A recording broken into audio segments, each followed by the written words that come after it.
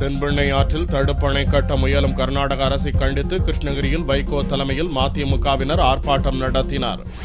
தென்பெண்ணை ஆற்றின் குறுக்கே ஓரத்தூர் என்னும் இடத்தில் கர்நாடக அரசு தடுப்பணை கட்டும் முயற்சியில் ஈடுபட்டுள்ளது. தடுப்பணை கட்டப்பட்டால் தமிழகத்தில் தருமபுரி, திருவண்ணாமலை, விழுப்புரம், கடலூர், கிருஷ்ணகிரி மாவட்டங்கள் பாதிக்கப்படும் என கூறி கர்நாடக அரசை கண்டித்து மதிமுகவினர் கிருஷ்ணகிரியில் ஆர்ப்பாட்டம் நடத்தினர்.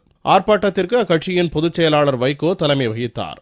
இப்பொழுது ஒசக்கோட்டை ஓரத்தூர் பகுதியிலே இருந்து அந்த ஏரியிலிருந்து வருகிற தண்ணீரை, தென்பெண்ணை ஆற்றுக்கு வர வேண்டிய தண்ணீரை தடுத்து நிறுத்தி ஒரு தடுப்பணை கட்டி மாலூர் வட்டத்தில் இருக்கக்கூடிய 160 ஏரிகளுக்கு தண்ணீர் கொண்டு போவதற்கு 36 கோடி ரூபாயை கர்நாடக அரசு ஒதுக்கீடு செய்தது மட்டுமல்ல, பெருமளவுக்கு குழாய்களும் கூட பதித்து விட்டார்கள், பதித்துக் கொண்டிருக்கிறார்கள். இது பெரும் ஆபத்திலே முடியும். ஆர்ப்பாட்டத்தின் போது கர்நாடக அரசு மற்றும் மத்திய அரசை கண்டித்து கோஷங்கள் எழுப்பப்பட்டன.